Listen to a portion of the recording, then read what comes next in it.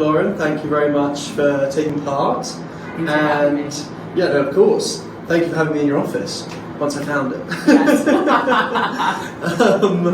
So I guess it'd be great to start off by telling our listeners why you founded Sealed.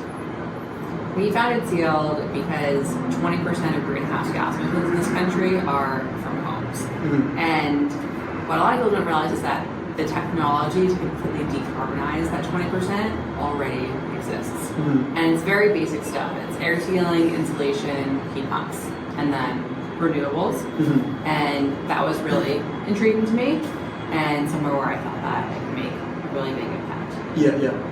And Sealed has changed slightly over the years, right? And you recently came out with a... Slightly would be an understatement. But yes, same mission, different business models over time. Yeah. And what's the latest business model that you've kind of pivoted towards?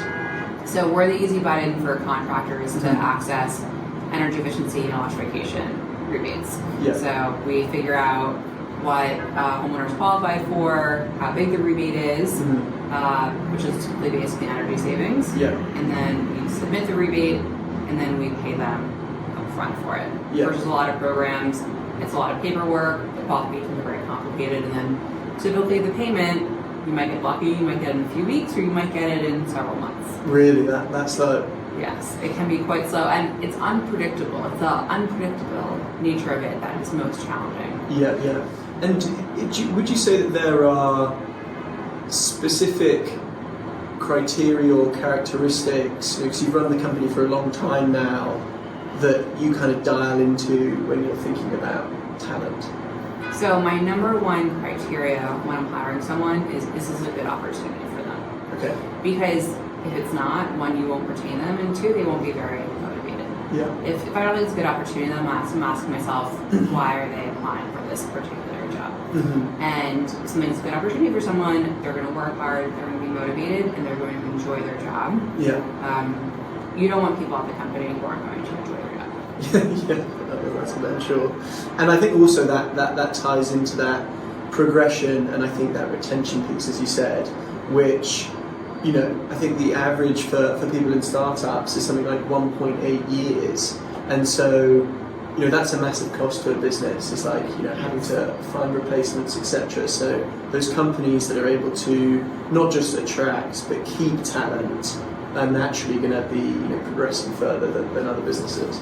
And that's why I think working in climate tech has an edge on your run-of-the-mill tech startup, because when people are finding meaning and impact in what they're doing, it can be more motivating for someone to stay, or if they want to keep on having that meaning and impact as part of their job, it limits the amount of companies that meet that criteria. Yeah, absolutely. I think it's always an interesting conversation to ask people, you know, what's a big, you know, mistake or error or failure, especially from a founder perspective, that perhaps you've learned from, that maybe you could kind of share with us. Yeah, definitely. So I'll talk about a category, one that's not under control and one that's within our control. We were talking about momentous moments before. There is 2 times where potential partners of ours went under right before we were about to launch partnerships with them. So that happened to us a couple of times. Yeah. And actually, this is in the early days of Sealed. It made fundraising very challenging for long periods of time. So that was very tough.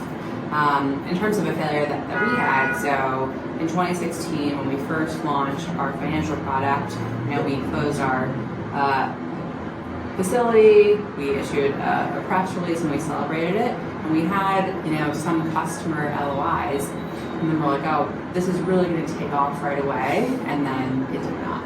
It took us a long time to acquire customers, and turns out we needed to change our product fundamentally to make it happen.